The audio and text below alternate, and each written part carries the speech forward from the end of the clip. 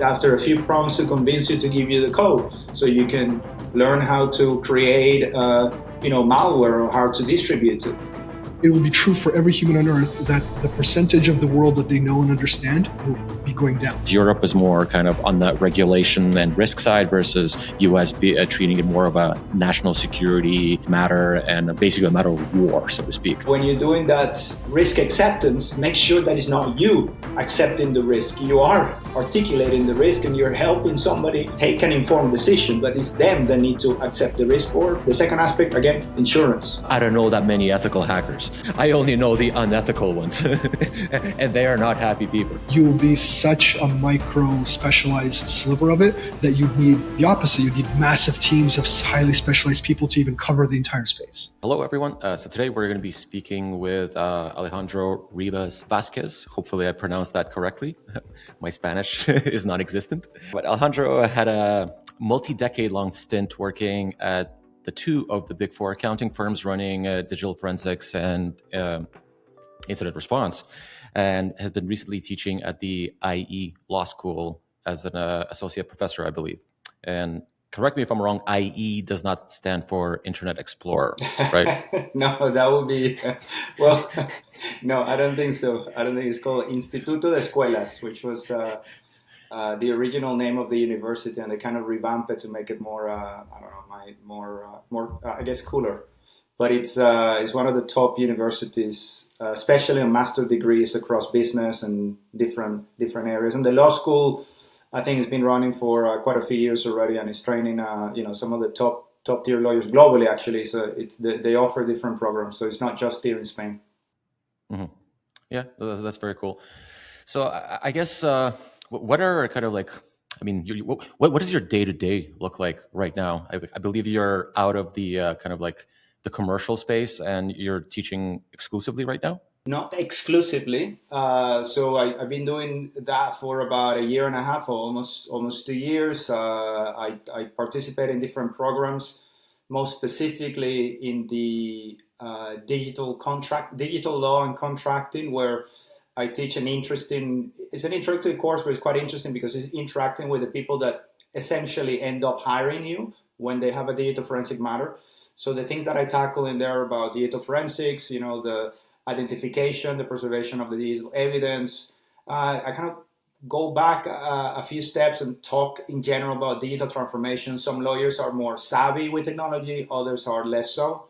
And we cover that area from the perspective of the things that can happen internally or externally, and why people in their positions, and again, they typically tend to be head of legals, directors of the legal department, head of litigation or head of privacy. So that, they're the people that eventually, like I said, end up hiring you or hiring a professional in this space. So we cover the entire life cycle of the digital evidence, with a lot of focus on those vectors that from internal but also external, as we both know. And then a small focus on something that is very common in the US, very common in Spain, but not so common in other jurisdictions, which is around the expert witness report and the expert witness statement. Right? So we tackle that. Again, I'm not a lawyer, I cover that from a technical perspective. But I've been doing that, like I said, close to, I think, October 2023. I think that's when I started, when they invited me. And it's been quite fulfilling. And it's great because it's at the intersection of cyber and legal, and I think over the years, that's what I've seen, those two disciplines converging, towards, almost a common ground. Although there are differences between the transatlantic difference, the transatlantic gap. So what I see in North America versus what I see in Europe, and somewhat in APAC as well. And I guess you've been at this for quite a while, I believe, like well over 20 years. What made you get into this industry and focus on IT governance and risk and cyber? That's a good question, and the joke is saying it's majority. So I think Alex and I, when we started doing this, we had hair. I don't. So yeah, it's a long career. I think, look, at heart myself, I'm a consultant. I like to solve problems. That's it. So you have a problem. I like to find the solution, and if the solution is with me, great. If this is somebody that I know, fantastic. If I can help you find that solution, I'll do my best to do it with no commercial incentive, right? So it's just in my nature. That's what I enjoy doing. And I think very early on when I was studying, and I didn't study computer science or programming, I actually did business administration with a focus on IT management. But very early on, I realized that, I really like technology and the way that it enables things to happen, right? So I think, I'm old. I go as far as the dot-com boom. That's when I was in uni, and some friends of mine went and, I don't think they were called startups back then, but they created their own companies. Some had success, some didn't. Some went back to school and finished their degree. So that mixed combination. So to your question, I've always been very passionate about technology, right? And the consulting, so, I had the opportunity to start my career with one of the big four, Deloitte. It was, a cradle for me. They treated me extremely well. I had the opportunity to work across different areas and learn about IT risk and compliance, controls and all that. So my background started on that space. And then I moved up across different areas through assurance, internal and external assurance. So I think it all grows from that. I'm quite international. That was in Amsterdam, by the way, in the Netherlands. Then I moved to Spain briefly. I switched alliances and moved from Deloitte to KPMG, but I was doing essentially the same, focusing on IT controls, risk and compliance. Back then, cybersecurity was, maybe one person with a spreadsheet, and the guy that managed the network. We're talking 20, 25 years ago, right? That's what cybersecurity was back then. Mm.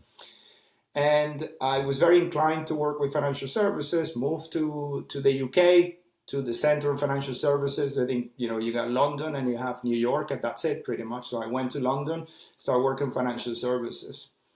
And I think my journey has always been impacted by stuff around me, external events, professionally speaking. So I think, the big thing was for cyber for us were, regulation coming in around privacy. But most critically, it was one of the first, I think, publicly known cyber espionage cases. I go back to the oil and gas. I go back to, I think, what generally is known as Operation Night Dragon. So a lot of the different oil and gas companies realized that they have been hacked and they have been compromised, and they were, exfiltrating different kinds of data, from exploration to corporate data to everything that they were doing.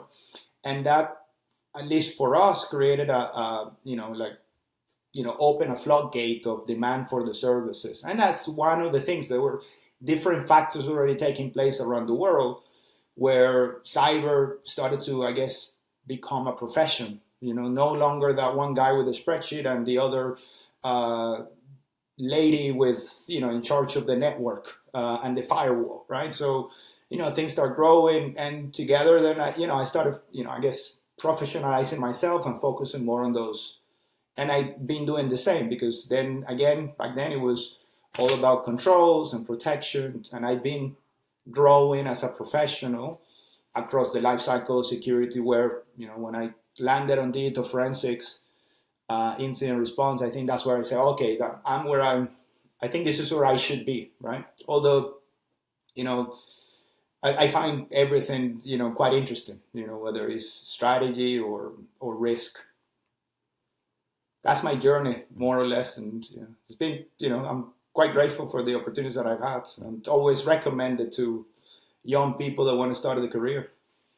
But I don't know, what's your interest in security? Because you guys told me you were originally programmers. How do you move from programming to defending?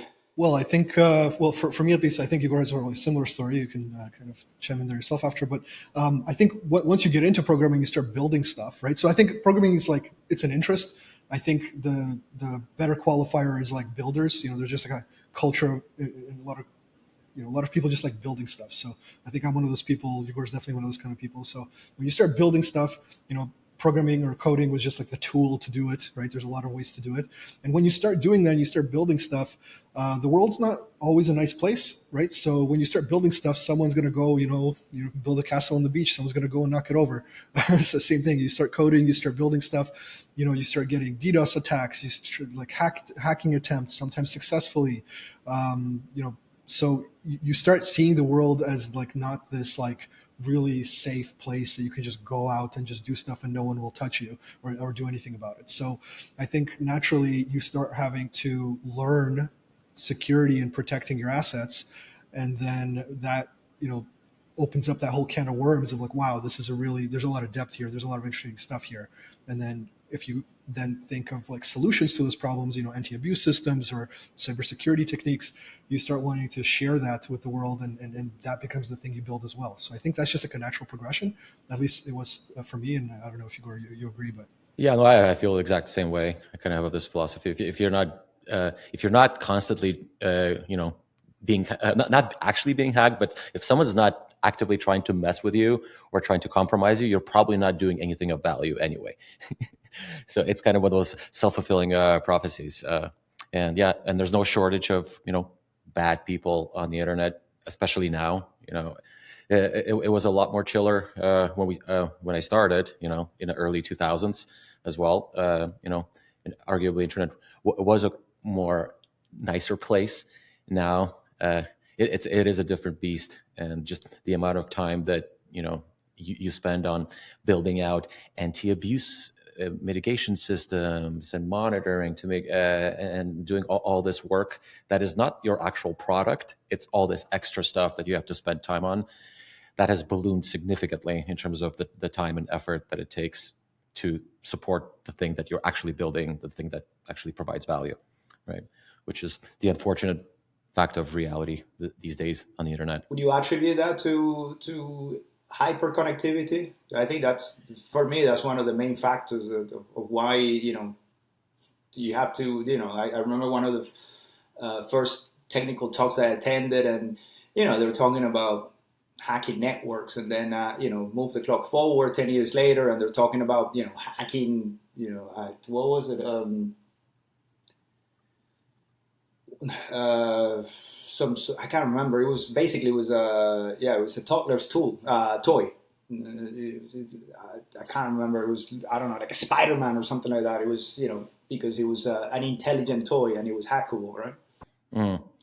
Yeah, no, I mean, there's just a lot more people on the internet now than there were 20 years ago, for example, right? I think the internet population, quote unquote, is at least 5x, probably even 10x, if not higher.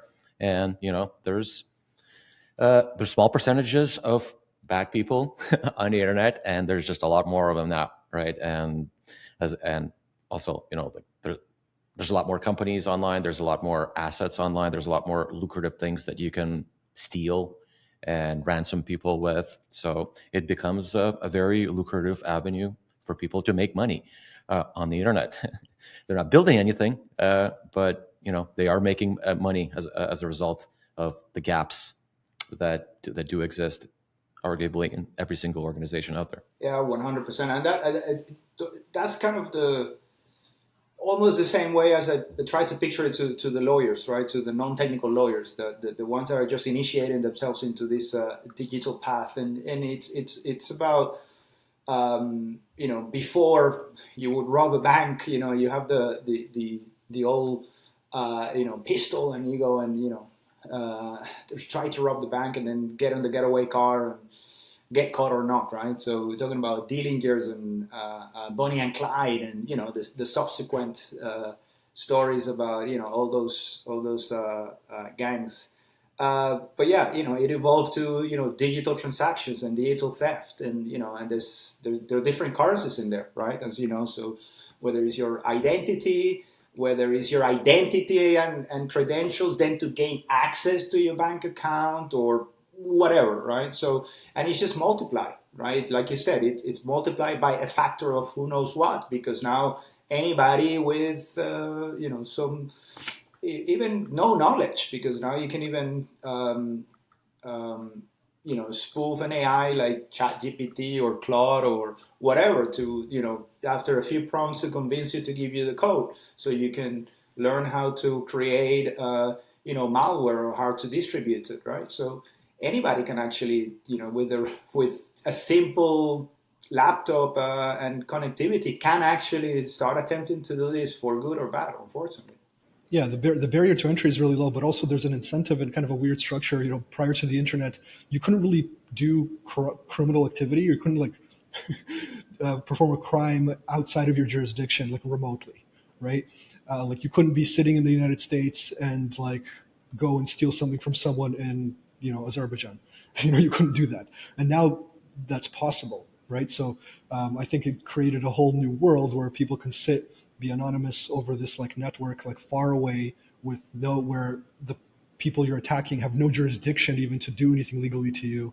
There's huge incentives and like weird structures now that it's all global. 100%. You have a global effect.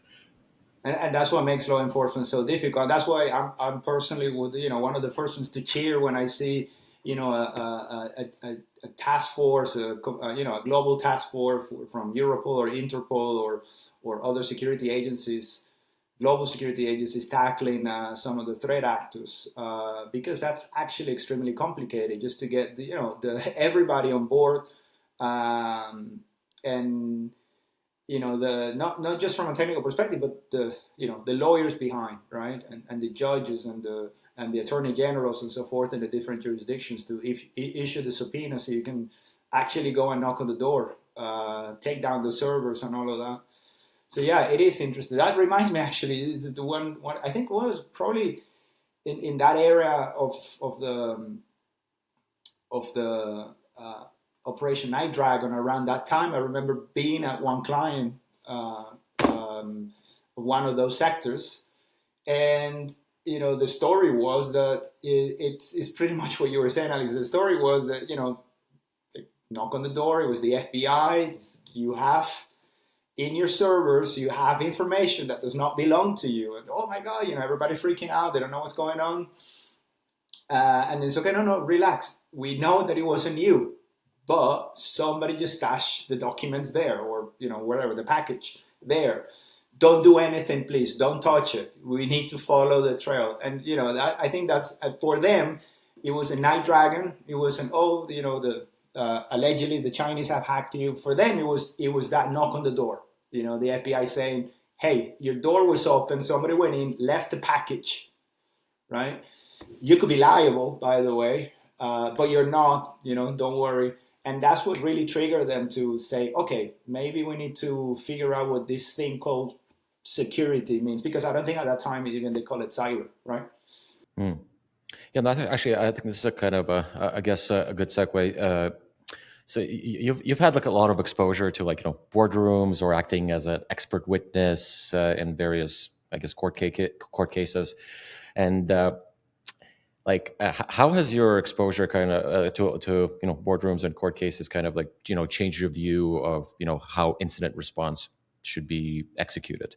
That's a very good question. I think that there are several parts to that question, and therefore my answer. So first of all, I think it's critical really to differentiate the environments in your side of the world, my side of the world. So your side of the world.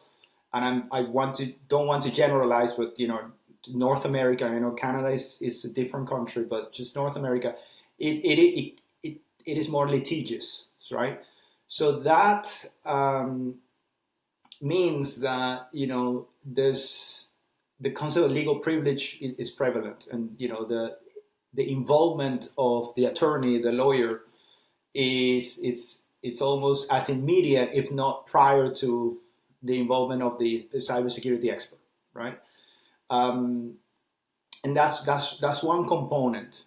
And I think from my perspective, there are more positives in that than negatives, because it brings a level of seriousness to the situation, right? Which can be already quite serious, but the fact that there are lawyers involved makes it more important, right?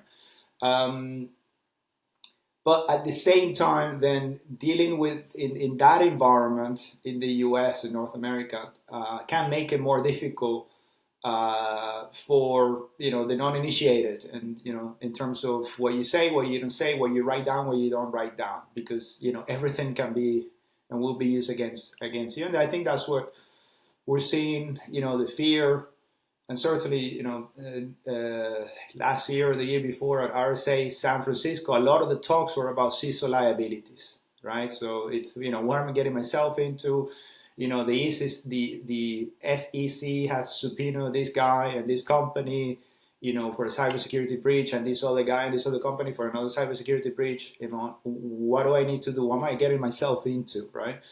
And I think, in the back of that, there's a lot of studies around burnout at that level.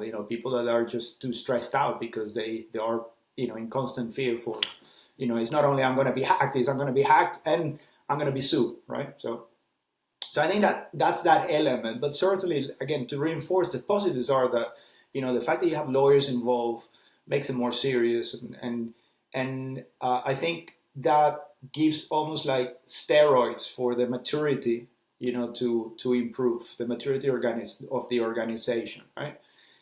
We talked about the board. I think as well, the understanding of cyber risk, from my perspective, in American companies or North American companies, again, generalizing, I think it's higher than, the average in other jurisdictions, in other geographies, right? So I think the combination of the two, and I will probably, that's my personal opinion, draw that back or, try to pin the origin of that, is probably the way that the U.S. government has treated this, right? So the U.S. government has always, or has set a precedent, I think goes back to Obama, is part of the strategy. Security is almost, it's a national interest, I think, right? So I think that's the, and that drives a lot of good behaviors. When you move to Europe,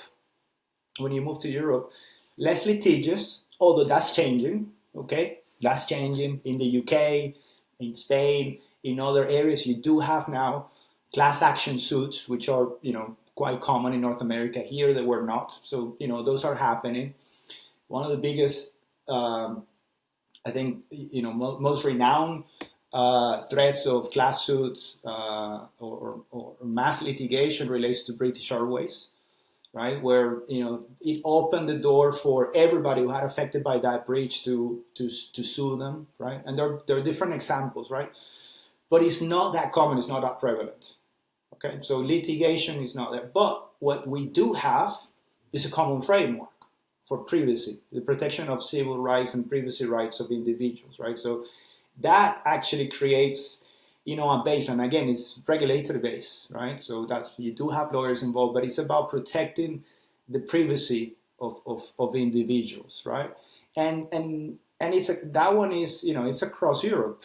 If you're a member of the EU or, even England who separated, they still adhere to, if you're transacting with European companies, you need to adhere to GDPR, right? So it's more rules-based, right? That being said, there have been governments who've taken action the same way or similar to the way the US approached this a few years ago, and the UK is one of them. And the UK, and I participated in that program. I used to live in the UK for over a decade, and I participated in that program. And what they realize is, to your point, we need to get the bosses, the chairman, the chairwoman, to realize that this is a risk. And they didn't take it from the perspective of critical national infrastructure. No, it was you're suffering from this, and they're stealing the intellectual property, British intellectual property, right? And almost going back to, they're affecting your pocket, right? To these companies. I think that was extremely well done, that program, and created a lot of traction from the top, right? And, I participated in that, and I got to sit down with, the movers and shakers of the British economy and talk to them and run them through a questionnaire. How do you do this? How do you measure that? And you see the blank face response.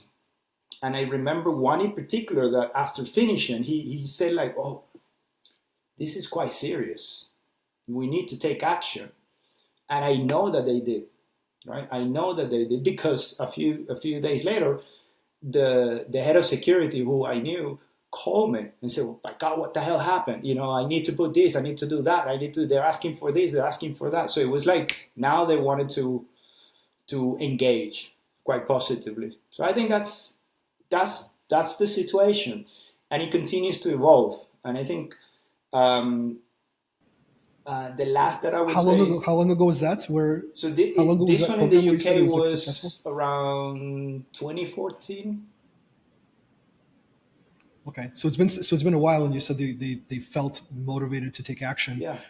Have they since then? Like, has there been any second follow-up program to review how well they're doing? Or yes, that program, particularly in the UK, I think I was close to it for up to 3 years of program. As far as I know, it ran for 3 years in a row, and they continue to go back to measure how to benchmark the results of the risk survey. But yeah, since then everything has evolved more positively. I think, unfortunately, as when we go back to 2014, cyber attacks were not that well known, and I don't have the history of ransomware in front of me, but I don't think we had come across ransomware at that time. It probably just started. It was probably just somebody being fooled into encrypting their own device, right? So unfortunately, I think that this is where we're all in the same boat. It doesn't matter whether you have a national and defense interest at heart, or whether you're concerned about the privacy of your citizens.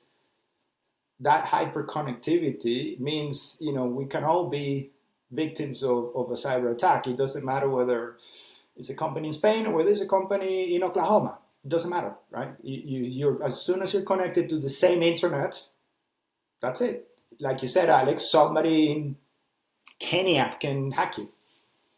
I would like to circle back to one thing you mentioned just recently, that CISOs were worried about what they're getting into, and that it was like a big topic at conferences about like personal liability, not just like company liability, but personal liability. So I just want to ask, like, what would your advice be for CISOs? Like, how should you handle, the liability for the company and for personally yourself too? Like, what would be the best advice, and does that differ between US and Europe? Well, I'll admit I was surprised by those sessions and the Q&A on those sessions, and people asking for advice on insurance. And I thought that, the fact that probably somebody in that position with that level of responsibility should have clear out, in their contract that they would have access to a D&O type of insurance, which is for directors of a company, that they would, be more aware. And I think that's probably a missed opportunity from the carriers not to tackle that opportunity right on. Hopefully that has evolved, but certainly it goes back to that very basic, which is understand what you're getting yourself into, have a clear understanding of your roles and responsibility, how far you go and how far does he or she goes. I love some of the interactions in LinkedIn that, quite a respected CISO that I know just from the social networking. But, she quite eloquently talked about, when you're doing that risk acceptance, make sure that it's not you accepting the risk. You are articulating the risk and you're helping somebody take an informed decision, but it's them that need to accept the risk or, drive the mitigation to reduce it as far as possible. So that's one aspect. The second aspect, again, insurance. Do try and secure it. And from professionals like ourselves, we also need insurance, right? Because you don't know what could happen. Certainly, myself is, what could happen if I or somebody in my team, on the way from the client to the lab, drops a laptop and breaks it, right? Or loses a piece of evidence, or whatever that can happen. So we have also that vehicle for us to mitigate our own exposure to and liabilities through insurance, right? It's not a silver bullet, but it's one of those risk mitigation strategies that you can implement. Mm-hmm. Yeah, cool. Actually, I want to kind of come back a little bit to the previous topic that we were just discussing in terms of U.S. versus Canada and sorry, not Canada, Europe versus North America. Sorry, you were thinking about hockey reading or too much baseball. news recently. No, I've been following the news a bit too closely recently. But would you like to kind of summarize what you were talking about, and correct me if I'm wrong? You believe that there's a kind of like a core philosophical difference with how Europe and North America approach cybersecurity and governance and that kind of stuff in general, versus Europe is more kind of on the regulation and risk side, versus US treating it more of a national security matter and like basically a matter of war, so to speak.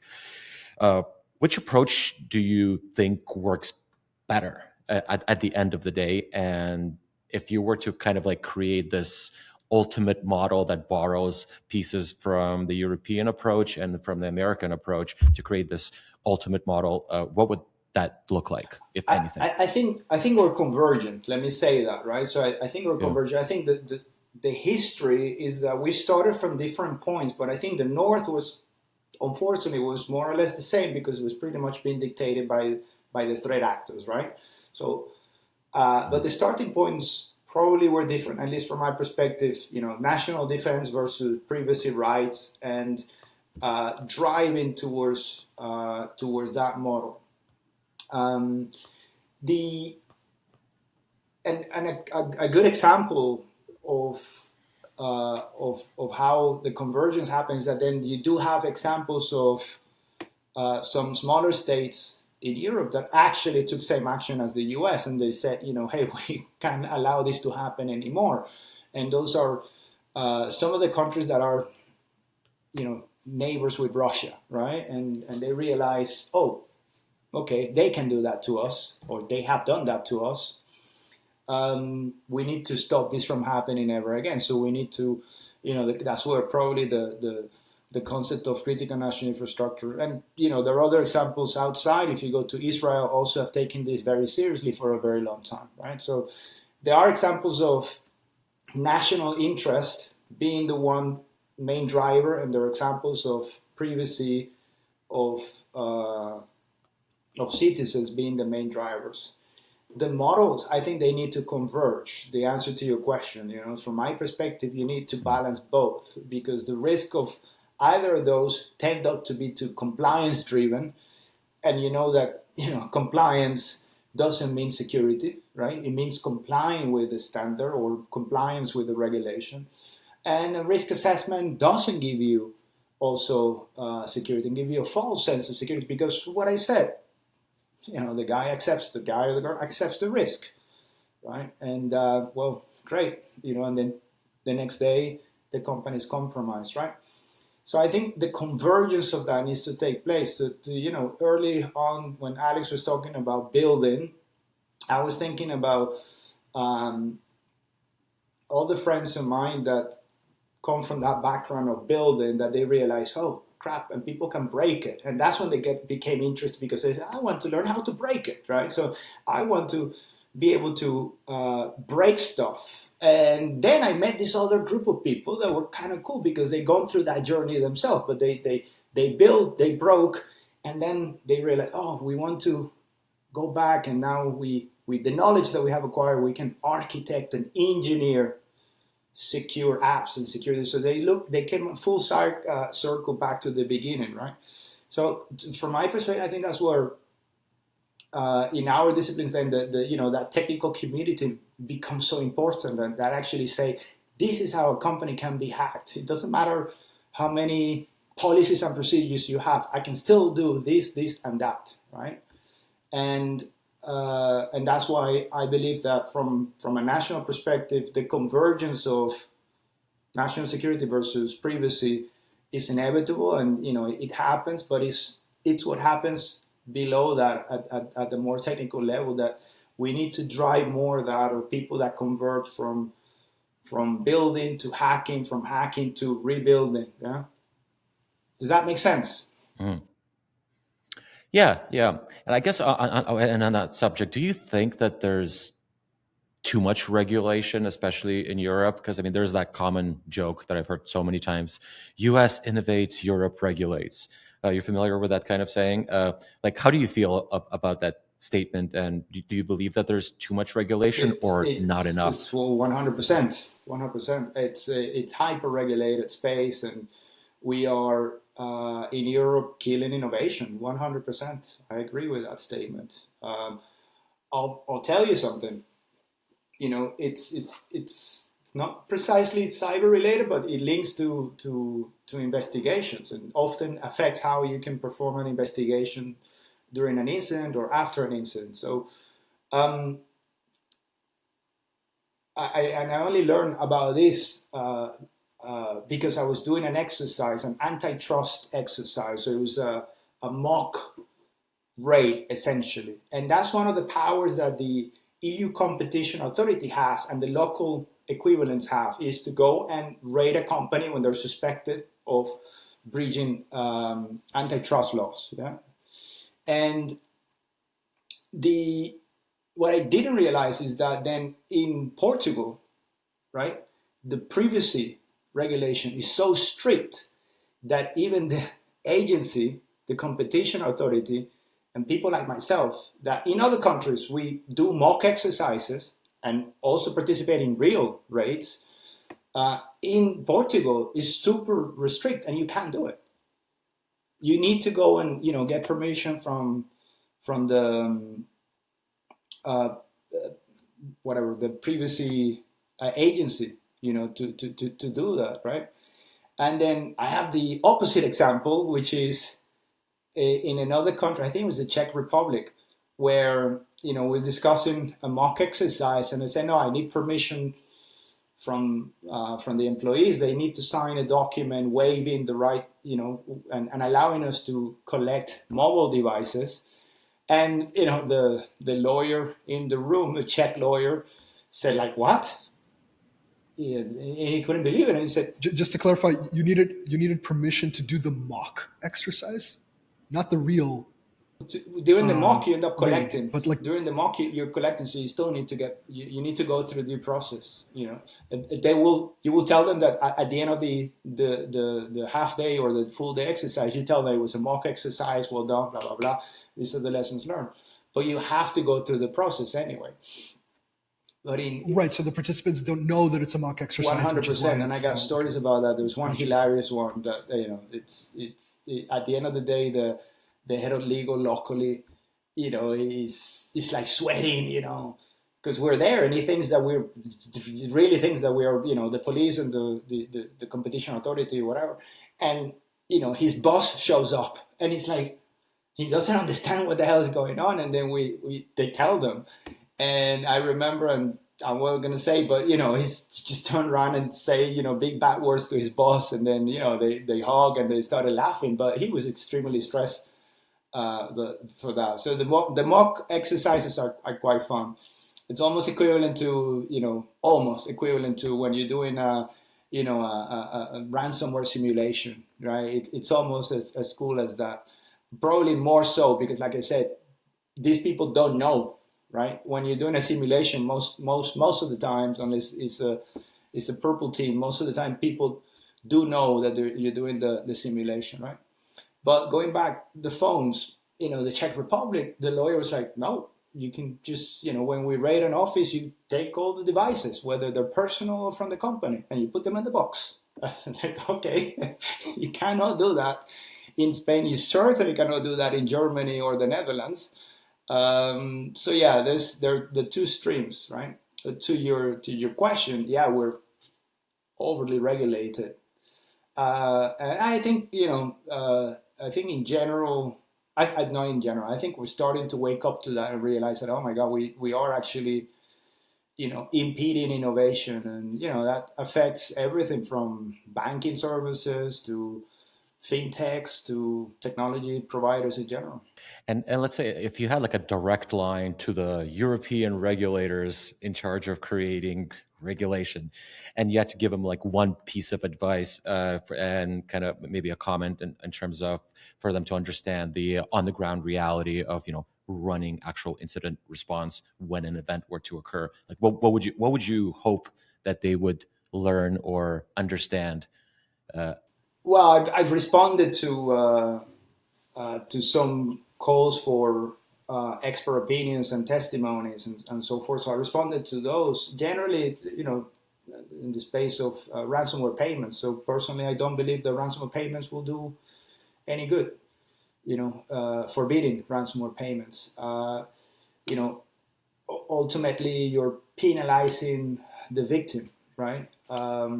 So in your question is broad, my answer is very specific in that space. I'll probably keep it to my own lane, and that's one area in particular where I think that hyper regulation around ransomware payments is unnecessary, and I think it actually in detriment of the victims, right? Of course, that doesn't mean that we need to then not penalize those that have not taken proper due care in prevention. And there are companies, and I've been in situations where they're like, oh my God, it's just, you got nothing. And this is the third time that happens to you, right? So, maybe. Well, yeah, when it happens for the third time, there's something wrong. Like first time, okay. Second time is already bad, but yeah, three times in a row, there's obviously some core issues. Yeah, 100%. Within the organization. But yeah, I think to your question, which is a very valid question, I think that will be my conversation would evolve around that or revolve around that. I'm sure there are other topics that are far more interesting, but. Mm-hmm. Well, speaking of interesting topics, kind of like let's go into kind of like the war story section. I don't know if you can share like an example of an interesting story, obviously based on your experience from an event that you participated. Well, like obviously on the good side, and in terms of the response to a security event. Maybe can you like walk us through an interesting example that kind of stands out for you, where you've kind of learned something new or interesting, or that fundamentally changed the way that you approach incident response in general? Well, I think there's one that touches upon some other things that we've been discussing, right? So there's one that actually tackles that maturity of board members, and at the same time tackles the recurrence of sometimes unfortunate recurrence of issues, right? And there's this one case I got called to assist, and because he had started as an internal fraud investigation, and they very seasoned fraud investigators early on kind of realized or were starting to come up with to the conclusion that this was not internal fraud, that the company had been hacked, right? So we go in, and again, this may sound silly right now, but this is a few years ago. But go in, and it was early on days of business email compromise, and what had happened is actually quite an intertwined number of exchanges, and the attacker assuming the persona, so he or she was playing both sides, and they were keeping them, engaged, so and disconnected essentially, because they lost communication. They didn't know that they were not talking. Alex, you thought you were talking to me, and I thought I was talking to you, but turns out that we both were talking to Igor, and we didn't know, right? Again, maybe right now that happens still, but it's not sophisticated. Back then it was, wow, this is happening, and the level of communication was good at the beginning as always, but then was quite sloppy towards the end. But ultimately they got quite a few millions out of this company, right? So we complete the exercise, we go to present, and then there's a board member, a non-executive, who just pretty much went at me and start saying I didn't know what I was talking about, that this was clear case of fraud, that this was the involvement of this person. I was trying to blame the people that had in their side been involved with the communications, and that created quite a disastrous meeting with very senior people, and I was taken aback by that. So to me it was like, oh my god, and of course I went fully prepared for that meeting. I wasn't expecting to have this person turn on me and start saying all of that. But we have to go through the review of everything that we had done and say, no, the conclusions are the conclusions. So that links to that point about the boards. Not everybody is engaged, and sometimes somebody wants to be the smartest person in the room, and that's what that person was trying to do, right? And to me, going back to the differences between the US and Europe, there was no lawyer in the room, right? And one of the things that I did was I told the companies, you need to engage a lawyer. I need a lawyer to come in and review all this, right? And the lawyer came in and reviewed. So now the next meeting, I had a lawyer next to me. So it's no longer me. There is a lawyer in there, right? And that to me kind of reinforced that, that you need to be an ally. The lawyers are your allies, right? So that's number one. Number two was, again, about the recurrence. So then what happened is that we start going through more historical data. Well, turns out this company has suffered more or less the same thing 2 years back. Different scheme, but still, business email compromise. And, that was the aha moment, because we took that and, oh my God. And then, the next meeting was like, well, it turns out this is not the first time that happens to you. It happened before. And why you didn't have knowledge? Well, that said something about your governance structure and, your communication channels, etc. But the facts are the facts. This happened. You went to the police. Here's the report and all of that. So that case, not very sophisticated now, but back then, I think a peculiarity was that in one I think how they got one of the users' credentials to the Microsoft 365 instance. I think it was through a fake voicemail, or one of those you get the email, again, very common right now, but we're talking maybe 5-6 years ago. They got an email, oh, you got a voicemail, and the guy went and got the voicemail. Now, to listen to the full message, you need to input your user ID, your password. That's how they got into their mailbox, right? So not very sophisticated, but a lot of money involved. And I think that's also one of the things that I kind of always thought, ransomware is sexy. Beck, the financial impact of Beck globally is by far bigger than ransomware, by far, right? And it's direct. It's not operational damage. It's not, I'm not invoicing the clients. No, you actually, money went out from your account to the bad guy's account, right? So that one is an interesting one. Ransomware, quite a few, one of the most devastating ones I remember. I had to be very careful. This company was pretty much back to pen and paper for quite a long time. Pen and paper, right? And I knew because, friends of mine were like, oh, I went to do blah, blah, blah, blah, blah, the service, right? And you won't believe it. They were with pen and papers taking note of, the service. I was like, yeah, I can't believe it because I know what's happening. But yeah, it's a combination of those. I think what doesn't doesn't surprise me anymore is just the level of ingenuity that these people have. And I think, Alex, you used economic terms before. You talked about the barrier to entry. I think the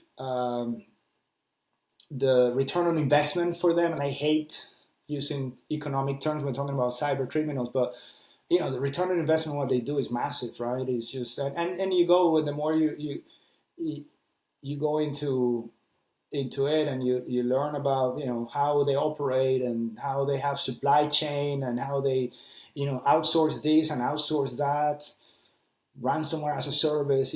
It's you have to say, wow, okay, these are not just somebody on the, that was in the back alley robbing people and became a hack. No, they are masterminds, right?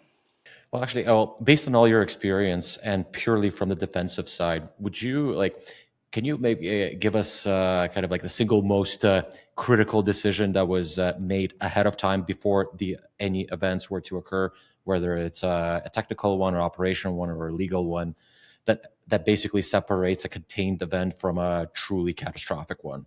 What would be like the one thing that can make an impact if done correctly ahead of time?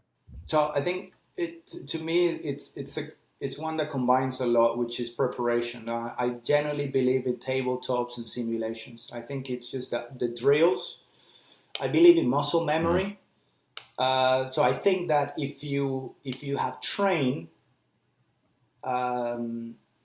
whether it's with papers or with in a cyber lab or guided or not guided, I think that is very helpful, and especially if it's done, bottom up or top to bottom, where all the people are involved, right? And again, I believe in muscle memory, so to me, drills, simulations, tabletops are fundamental, and they do help you identify weaknesses.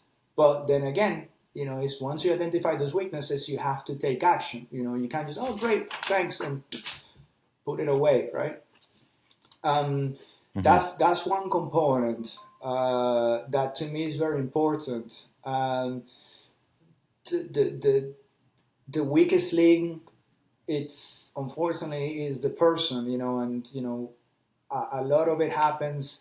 Doesn't matter how much training, awareness, online courses, chats, etc. you give, all of these things happen on a Thursday night, on a Friday night.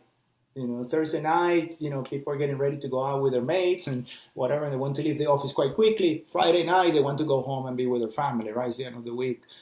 And I think that's probably, if I say a technical one, probably, I don't think it will ever be implemented. It's just, block emails from Thursday at 5:00 and then Friday at 4:00. No emails, right? And then people will not click on the wrong thing.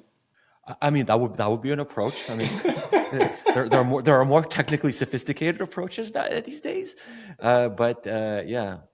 But also, like, what if the ransom email arrives on a Friday night? You're not going to see it until Monday morning either, and a lot of damage can be done over the weekend. Yeah, no, that's true. That's true. I think there's a lot of technical, but the more sophisticated we get, the more sophisticated they get, and we go from MFA to biometrics to all kind. It's I leave that more to the Alex group, to the builders to continue doing the excellent job that they do, and say, okay, how can we put more, better blocks to stop things from happening. Okay. I guess another kind of question just relates to any kind of like stories that you could share that would I like examples. Like I operate from examples. It's in order to learn things.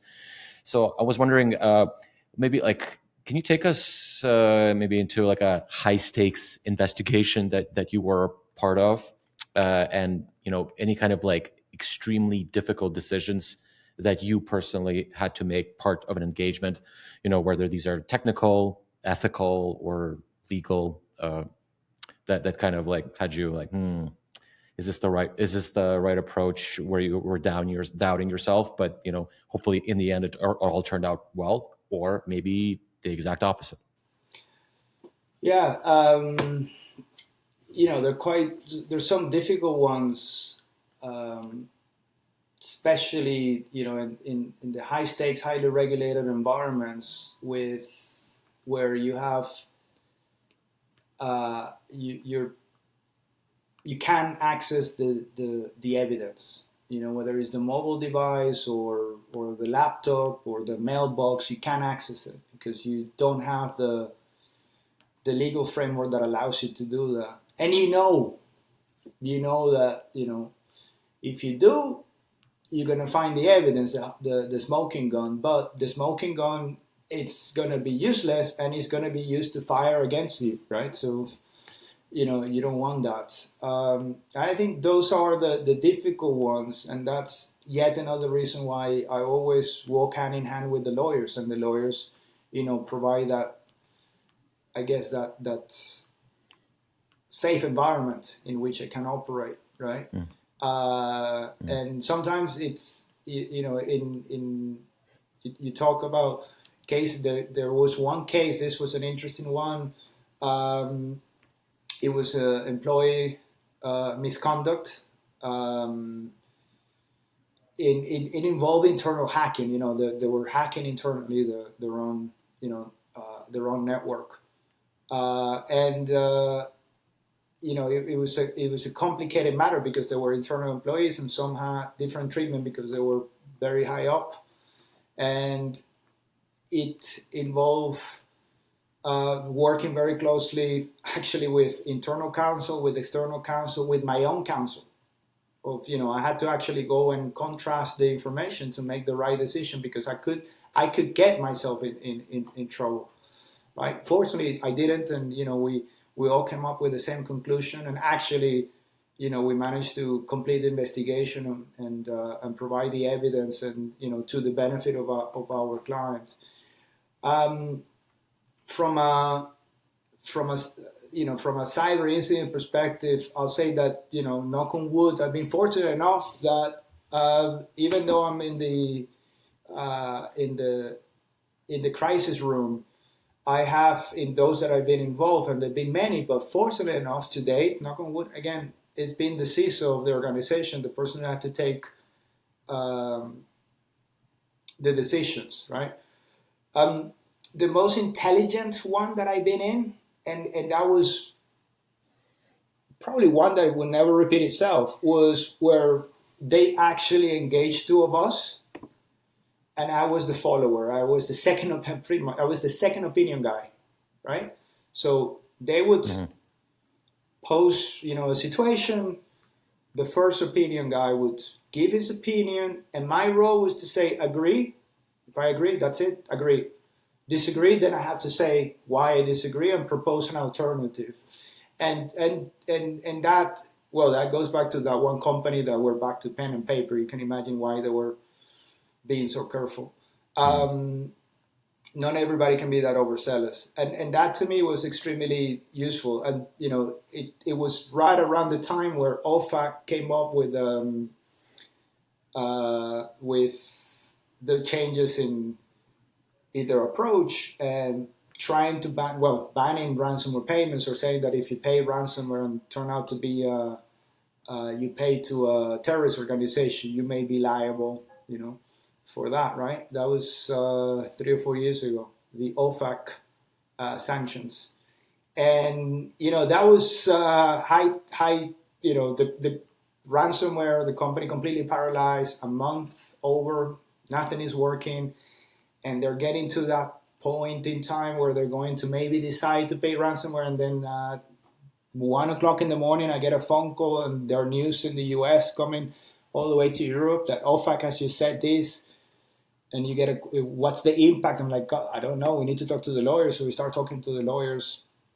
So I think the lesson learned from all of this, Igor, is not only the lawyer, but it's always try to reach consensus, and not everybody likes that, right? Sometimes people like to make the decisions, and I prefer that there's consensus if time allows it. Alex, you were curious. You wanted to say something? Yeah, I was wondering if you have time for one more follow-up question. Igor, I don't know, do you want to ask something about this exact case? Actually, because I've heard lawyers quite a bit. Do you think there's a room, part of the digital forensic incident response process that lawyers should not be present in at any given moment or phase of the process, where they would, do a disservice to the process, or for that particular phase of that process? Well, there are always. I'm talking. When you're coming up to discuss findings, etc. I think that analysis certainly have no role. Especially if you're triaging, containing, going through the different lines of investigations and so forth. I think they don't have a role to play in that. That's completely technical. And I think that's the separation, and it's not they're higher or lower, but I think that is the separation. But I think what I mean is, once you have done your work and your end of the day, pencils down, and you're going to discuss, the findings, that you if you can have the prior conversation, so you guys are aligned, so it doesn't become a brainstorming, right? Because in those situations, usually it's just 15 minutes, 30 minutes max, and people want to tell me what are the results of the day, okay? So to your point, no, I don't expect them to be, sorry, Alex. No, I say lawyers are also expensive. You don't want to waste your time. So no, I don't mean they need to be, when you're triaging artifacts and so forth. No, I don't think they need to be involved in that. I know some that would like, because they're highly technical and they would love it, but it's like, no, man, you're just looking over, it doesn't make sense. Yeah. I hopefully, I'm not overplaying the role. What I'm trying to say is, it's, they're our partners, right? They have skin in the game. They're trying to, and it's just provides a level of protection to yourself. It's no, sorry, it's my decision. No, it was counsel said that we should do that, right? The same that the CISOs do it. I'm telling you what the risk is. You and the recommendation, and you decide whether you want to accept the risk or accept the recommendation. And kind of a counterpoint to what I've said earlier. So I mean, historically, digital forensic and incident response were kind of two completely distinct and separate areas, right? And I guess semi-recently or recently, they've merged into this one thing. And like, is that for the reason, like when you're performing, incident response, the objective of the technical team is, let's get this over with as quickly as possible and restore operation as quickly as possible by any means necessary, right? That is, I would say that's the primary objective of the technical team. But in the process of doing so, they can kind of, well, quote unquote, destroy evidence or kind of like delete things that would be helpful down the line for the lawyers to proceed with the further steps. Is that one of the main reasons why these two kind of like scopes are merged together? Very well put. I agree with you wholeheartedly. I think that is one of the main reasons that there's been convergence of the two, but there are other reasons. The other reasons. Another reason is that evolution of the regulation and how litigious has become. So that links back to the point about the chain of custody, the preservation of the digital evidence. But at the same time, that has also evolved into, merge with the evolution of the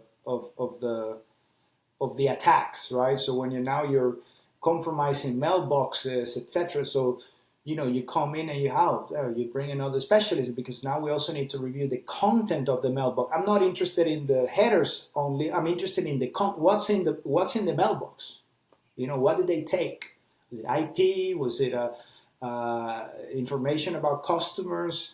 Was it trade secrets, whatever? So now I need to look into that. Oh, okay. Well, the digital forensics teams, internal, external, they also have this capability called e-discovery. Right, so we gotta look into that. And cyber was so cool that we tried to change in discovery. It's like it's not in discovery, it's data breach analytics. Man, come on, you're doing the same thing. You're using a tool to be able to index massive amount of information and find out what's in there, right? So that's another reason for the convergence, right? But then I look at people, right? A talent. There's talent that comes from the IR space, which is, urgent and important. And there's like, oh man, I need a rest. I can't be here, 24/7, weekends. I have a family, right? So can I apply my skills more into the data forensics? So they want to move to that side and better control their time, right? And work-life balance, right? So, that's one reason. And then you have the opposite. You have the other people on the other side who says, "Oh man, I like to try a little bit of that and learn a little bit of that because that is the thing, and I want to promote, get a promotion, or I'm excited, I don't mind working weekends, so they want to move into that space. So there's talent as well, to your point. And I think last but not least, there's so you're saying they're complementary. Oh, sorry, go ahead. You finish, please. No, I was going to say, so you're saying it's complementary, they're complementary functions, essentially, that to me, kind of naturally started to merge. To me they are, and I think the skills matrices, they grow, and the things that converge, and you realize, oh my God, this guy could do that, she could do that, right? And I think the talent wants to, right? And it's the same even within, and then in IR, for example, what I found when mobile started to, with I forgot the name. God, it was a massive case here in Spain. Anyway, when mobile started to get compromised, and people were, oh God, we need forensics people to look into this because they're used to mobile forensics, right? And those mobile forensic specialists really, oh yeah, but I don't know anything about cybersecurity. All I know is that how to preserve and how to analyze the Celebrite image, that I collected from this iPhone, right? So there are other reasons as well on a technical level, right, that are of interest on both, right? So talent is the second reason.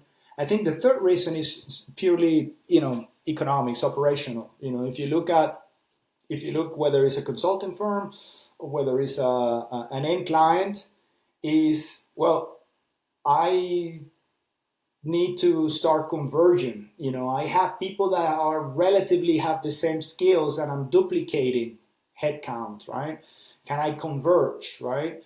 And can I find efficiencies? Can this one person be involved in this long-term internal investigation while they do 2 or 3 other cases of IR, right? Stuff like that.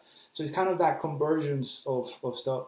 And last but not least, going back to talent, is also the career progression. We've not spoken even within the SOC, that evolution, level 1, level 2, level 3, and it gets to the point, it's okay, well, what's next? And they want to move into that area. So I think it's a combination of factors. The first one is what you mentioned, Jäger, you're 100%. I just add those other two in closely linked to talent and cost center efficiencies as well. Mm-hmm. So where do you think this is all kind of ultimately going? Because we went quite far from, the early 2000s, the Wild West days where no one knows anything. Everybody, it's just kind of like very ad hoc. Oh, we have a guy that does it. That's it. He's the guy. And that now we're here in 2026. Where do you think, digital forensic incident response is going in the next 3 to 5 years, or, or early 2030s? If you can predict that far, because the internet is moving so fast. It's hard to say what. Well, I think it's how we're gonna cope. How we're gonna cope with AI. It's not just AI as an enabler for attacks, but AI as an enabler for our own ways of working, right? And well, not just enabler, but like force multiplier. Force multiplier, yeah. A single person can execute 100x the amount of damage just being a single person that before required a significantly sizable team. So it's how we're going to cope with that, how we're going to adapt to this, this new paradigm that is in front of us right now.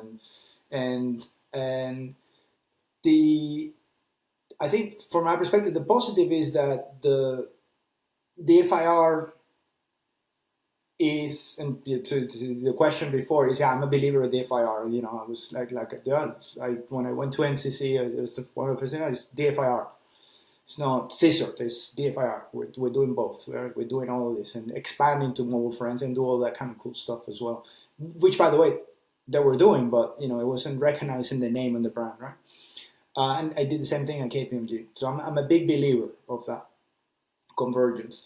But to me, this DFIR, it's highly professionalized. We got specific certifications where a few years ago we didn't have that.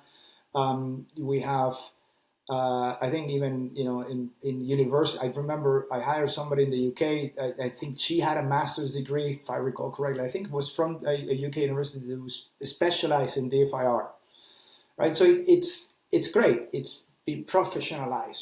The same way that journey in cyber, that all of the different areas became something on its own. DFIR is now something on its own.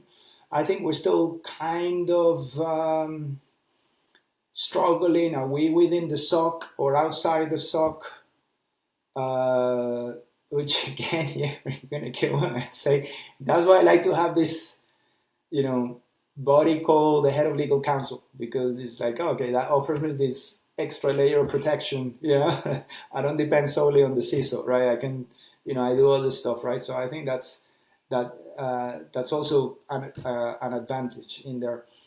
But we are at that point where AI is a threat and an opportunity, and what are we going to do about it? It is now that we need to make those decisions, and how is that going to affect this beautiful niche profession that we have, and that has gone from, like you said, one guy that did everything to, oh, now we have a team and they got certifications and they can go to courses and they go and do, talks. They go and do, you do talks around defense, podcasts about cyber defense and forensics. That didn't exist in the past, right?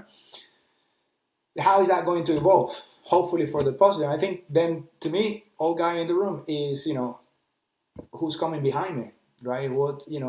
Who's gonna be brave enough to leave the technical stuff and get more into, the spreadsheet and the P&L and the cost center and the planning, and somebody has to do it, right? And if we want this to grow as a profession, you need people to leave that behind and go up the managerial ladder. It's a reality. Mm-hmm. It's got obviously it's got its own rewards, but not everybody wants to do that. Do you think these processes can be, currently and in the very near future, be automated in some sense? Yeah, I mean, business plan is business management. Of course, that's one of the great things about any current use of AI. Makes you more efficient and makes you more automated. But you're going back from a more technical perspective in terms of the orchestration and even the triage and analysis of the evidence. I did some basic HTML stuff that I needed to do not long ago, and I was like, oh, let me just test it and just put it in there, and within seconds I got the response that I was looking for, and a few prompts more and I had the whole section drafted. It's like, okay, that's really cool stuff, right? It is enabling. Is it going to become your manager? I don't know. Maybe your supervisor, maybe your project manager, your planner, maybe. There's a whole other aspect around the leadership of a team, the talent management, those good conversations about career, the bad conversations about performance. No AI can do that. It's a reward to be there and talk about, when you got your young star and you can see them and they grow and it's amazing, but then you have also the negative, the ones that, oh, God, I got to deliver a bad message. You think you're that great, but you're not. And, this year you're not going to get a promotion. I don't think that's going to be replaced by AI. It just depends what the time horizon is. 3 to 5 years, probably not. But as we get further into the future, yeah, it gets murkier and murkier. How do you feel about? And I just always careful about AI, but about talking about AI. What are you guys' thoughts on these threats, opportunities? Well, I mean, if I could take this, I love talking about this stuff a lot too. But again, it really matters on the time horizons. Right, so on the short time horizons, obviously, enabler, multiplier, tool, that's fine. On the longer time horizons, that's really applicable to, let's say, DFIR and just cybersecurity in general. And this is similar in scientific disciplines. The number of things that humans can digest and keep up with, right? So the amount of information, events, and things that are going on, I think it will be true for every human on Earth that the percentage of the world that they know and understand will be going down, right? Even as a person that reads everything that's going on in the industry, even as a person that consumes as much as they can, because the industries and information is being generated at a rate that people can't keep up with, your percentage, if you know 10% of the DFIR world right now, or let's say 90, that number is going to be going down every year, right? As the world expands, as more and more companies and people and AIs do things, your ability to navigate that world diminishes and will trend towards zero. So because of that, I think there's no option but to either have AI or augmented humans do that kind of work. There's no way for you to do it because you will be such a micro specialized sliver of it that you'd need the opposite. You'd need massive teams of highly specialized people to even cover the entire space. And I think that's highly inefficient. So I think ultimately, and I don't claim time horizons here, but just ultimately that's what's going to happen unless progress stops, right?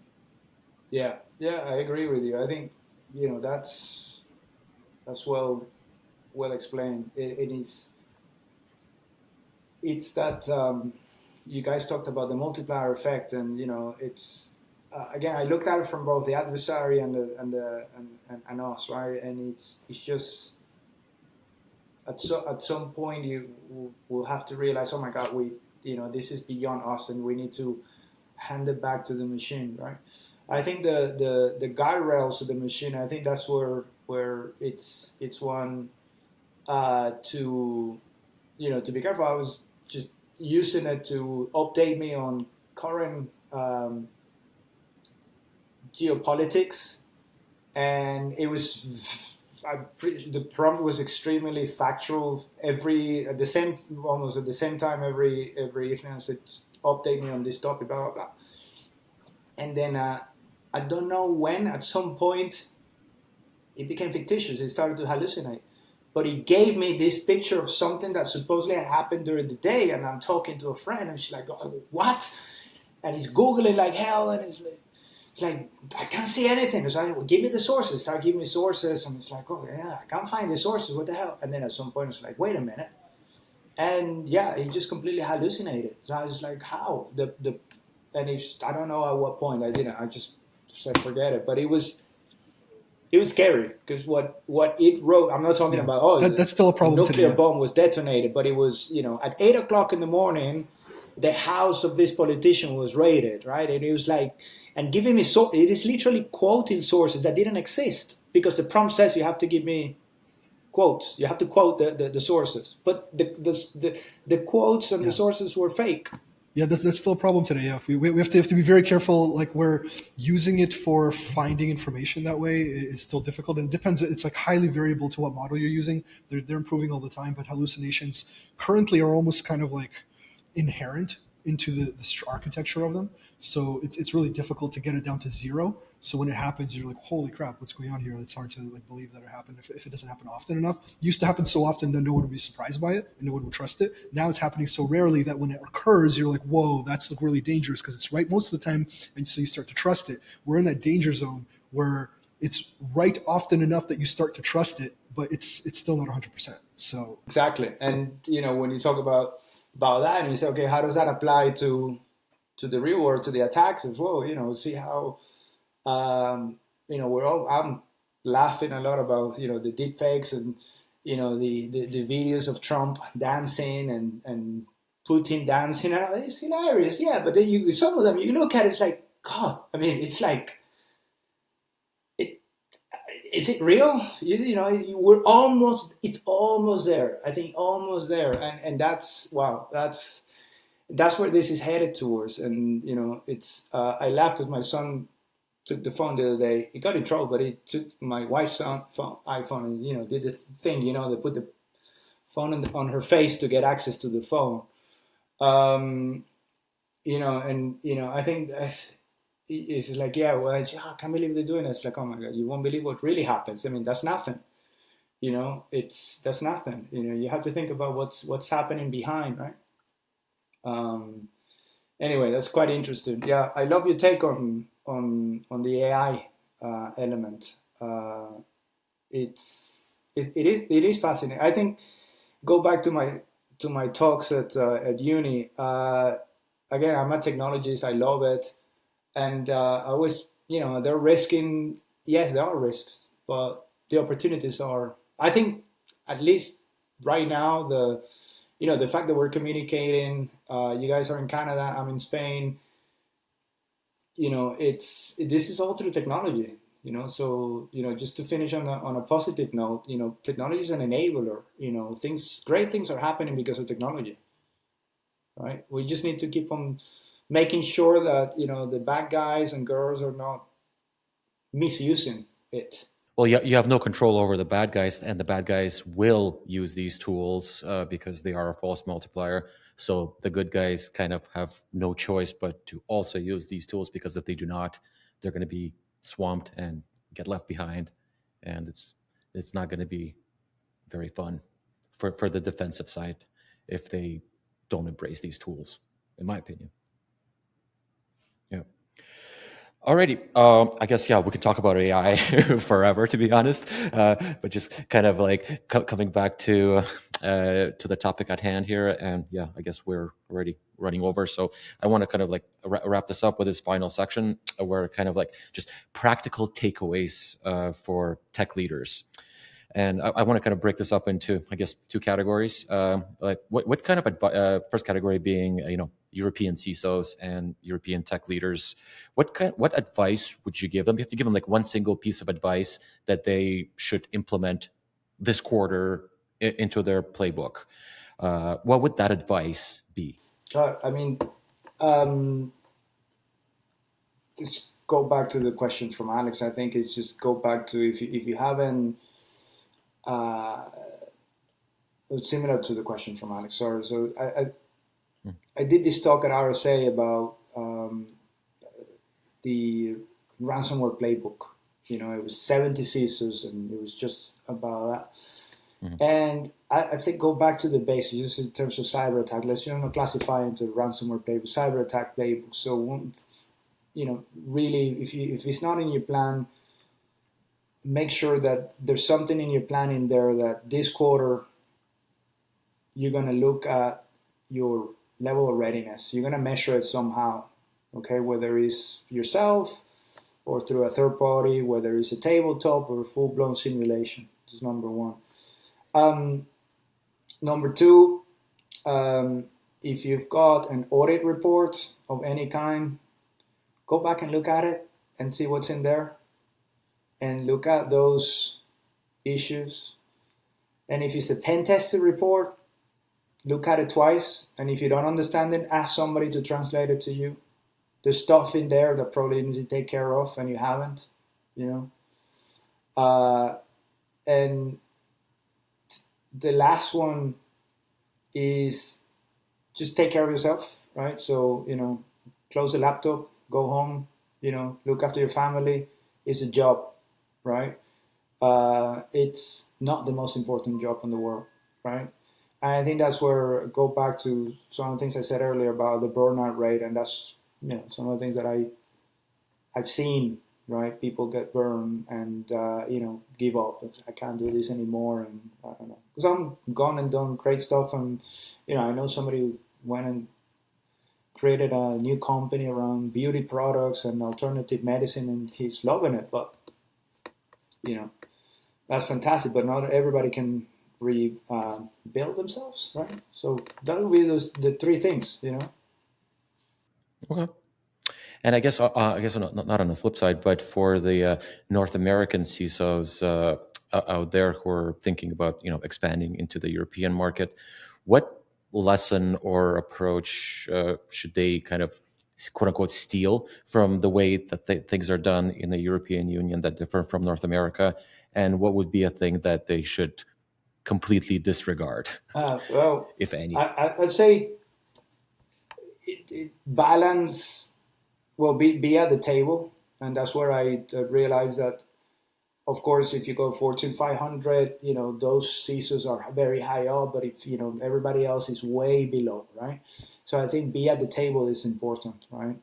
Don't find out that you are, merging with a company, 10 days after the fact, of 10 days after being approved, because you need to, plug and play, or actually because something popped up already on your alerts, right? So be at the table early, as soon as possible. I'd say look at striking that balance between compliance and risk and compliance. They're not the same thing, and when you navigate Europe, you're going to be between the two, and not always on the same. And if you're smaller going into big, I think look at some of the stuff that probably closer to you, and we haven't actually covered or talked about, but it's about what kind of smart technologies are there that can help me reduce my exposure in a cost efficient way. There are things that you can do, from basic hygiene to VPN to IPsec security, all of that stuff that sometimes people just completely disregard, right? And similar to what I said to the guys, I think more critical in the US, which is where I probably, just because of the volume, it's just take care of yourself. It's just a job. And if you're so worried about it, then I don't know, go back to do something else, or insurance. If they haven't caught up with that, just go and figure out whether you can get insured, to cover your personal exposure. Okay, no, yeah, that's sound advice. Yeah, some people do take their jobs way too seriously in some cases, that it becomes detrimental to their health. And to the job, which is interesting, right? Because to the job, if you stress about it so much that you burn out and you're still in the position, you've actually compromised yourself in the way that you're worried about, right? So like if you're calm and you're sharp and you're doing a good job and you're not too concerned about it, like you should be worried, but not like gravely like distraught, like you shouldn't be burnt out. But if you are, you're actually compromising your performance in that position. So if you're worried that it's such a high risk, high stakes position, then getting to yourself to burnout is actually going to compromise you in that position and actually lead to the outcome you're so afraid of. So I think it's great advice not to burn yourself out in this position. Yeah, but your point is important, because you could have a domino effect on the people, not just below, but around you and your own family, right? So I think it's one of those things. Is to come, and probably depending on the background of the cyber executive, depending on the background, what I see is that those that come from security agencies and government or military, they tend to compartmentalize, because that's where you grew up in that. Everything is compartmentalized, so they are compartmentalizing the problems, the issues, the emotions, and that's not good. There's quite a I did attended, because I'm very interested in this space. I attended a cyber for women, or woman for cyber event. It was actually end of a program for startups. It was extremely interesting to be there and see young people coming up with ideas, and they've been working on that for probably 5 months in this incubator. And they brought somebody that specializes is a psychologist, and she specializes on high performing team stress, and she's a coach to top athletes especially, but also executives. And it was amazing. She did a talk about this. I thought it was great that so early on, because it's, you got young entrepreneurs, people under 25 probably. I think was the youngest was 23, and to have her there talking about that openly, and talk about the symptoms and the early warning signs and what can you do about this, it's very important. It's very important, and there's studies. There's a lot of studies. There's one by Forrester, by Gene Gina Bean, I think is her name, based out of Australia. She did a full report on this. It's good material to read, and because it's there, and it's the reason I'm very interested as a leader. It's one of the fact I need to look after my people, and it's just not only my mental health but also the health of my people. It's like, oh my god, I need to, so the CISOs are there, but defenders and SOC personnel, they're the most stressed out people, and there's also an element of the repetitiveness of the job. I think ethical hackers are the happiest. Give me something to break, it really depends on the person. The report is automated. I don't need to talk to a client. I don't need to talk to anybody. Just tell me point me the direction to the stuff that I need to break, and I'll go and do it.